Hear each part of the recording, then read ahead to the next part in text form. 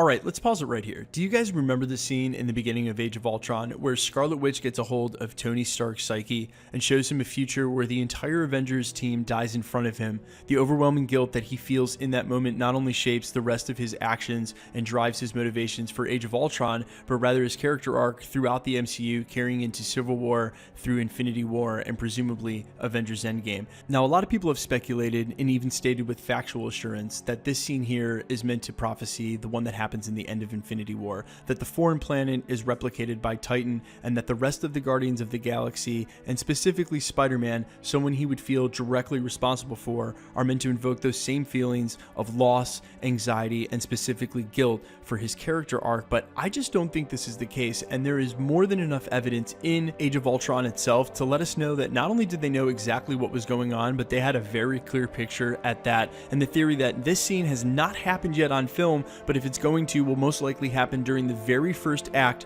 of Avengers Endgame. We're going to break all that down, but first, if you could, grab the subscribe button. We're giving away 2 PlayStation 4 Pros, as well as a whole slew of other Marvel-related stuff, including tickets to go see Avengers Endgame in IMAX, all during the month of April leading up to the release. All you have to do, hit the subscribe button, then hit the notification bell, leave a like and a comment on this video, and if you want, stick around to the end of the video. I'll get into all the giveaway stuff again there. Now, the idea of Tony Stark and guilt is something that's super important in the MCU. It's one of his motivating factors for action, starting with Iron Man 1 when he feels guilty seeing his Tony Stark Industries weapons used to kill young Americans, and it doesn't stop there. It's actually punctuated in every movie along the beat. Now, in Age of Ultron, we see it in this permutation, this future sighting of dead Avengers where he feels guilty for their loss. But in case you, the audience, have missed it throughout the arc, they went ahead and reiterated it even in further terms in Civil War, backstage at the MIT conference in this scene, where they go ahead and spell it out for the viewers, not because they think that you've missed it, but because they're desperate for you to understand how important guilt is as a motivator to Tony Stark. And it's through that lens, when you re-examine a scene like this, that everything starts to become clear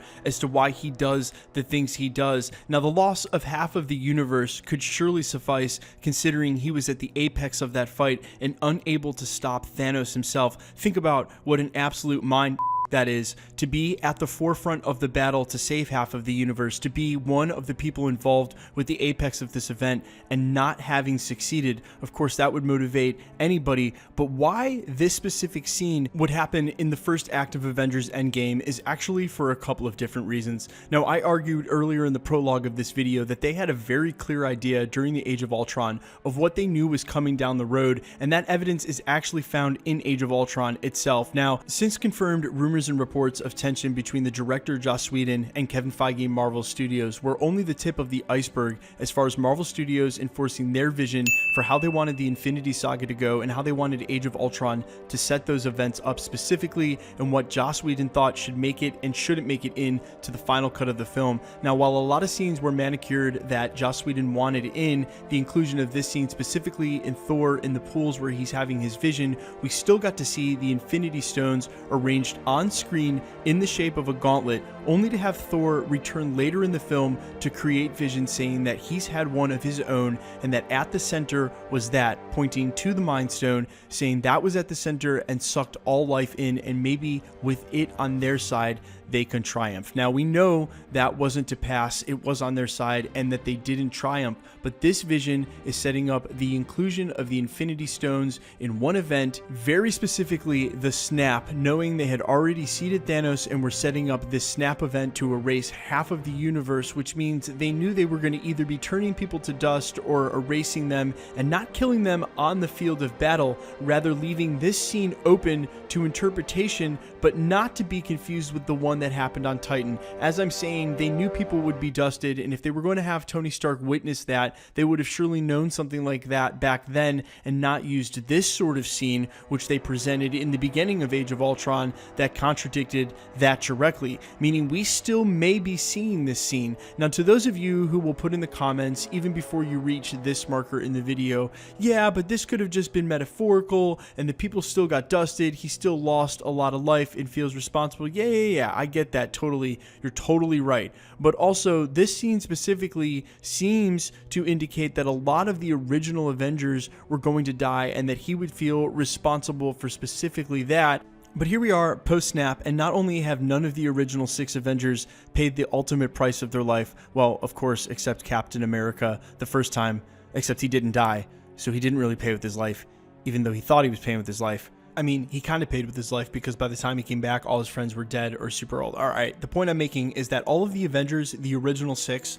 are still around, and how convenient that would be in order to make this scene take place. Now we know there's going to be some sort of rematch, some sort of enormous battle in the beginning of Avengers Endgame given the trailers we've gotten so far. A lot of plot leaks have also pointed to this immediate rematch and perhaps a second loss for the Avengers going forward. Now, conveniently, all of the Avengers shown so far in that look like they're wearing some of their original costumes, especially Captain America, and conveniently during this scene here at the end of Age of Ultron, all of the Avengers are wearing their costumes from back then. Now, I know this is just a small coincidence, but if they go to rematch Thanos on some foreign planet, we know they may enter space with Rocket on the Benatar once Tony takes that ship back to Earth. Could it be that they're going to wind up on this planet? And could it be that Tony Stark is going to be only one of the original survivors on this planet? Maybe him and Banner, maybe just him. And this is what leads to the time jump and motivates him to not only craft a second Infinity Gauntlet, but take Pym's tech all the way in order to master traveling along the quantum realm.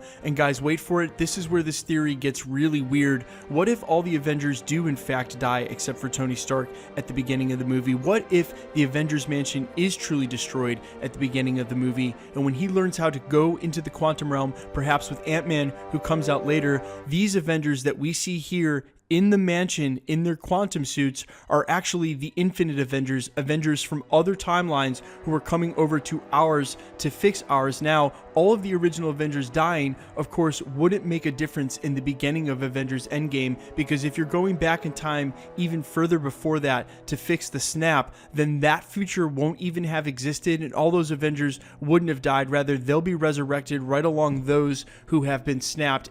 I shouldn't even use the word resurrect. If they're going back in time to defeat Thanos before the snap even happens, there will be no snap, there will be no deaths, no resurrection needed, if you guys see what I'm saying. Now, I know this is a really far out theory, and I know that it kind of isolates Tony Stark in sort of this entire act of him rescuing everybody else. I know that sort of takes the onus and the focus off of some of the original Avengers, and undoubtedly they have huge roles to play in this movie. So that's sort of the one caveat. In Act 1, where you kill off all of the original 616, if you want to call it that, but original MCU continuity Avengers, seems to go in the face of them uniting, assembling one last time, working out their differences, and working together as that original team to defeat Thanos. But really, outside of that, an intro like that would seem to be in line with what people have said is going to be the first act of the deepest of rumors, saying that the first act will completely subvert our expectations and that nothing is going to go the way that we think,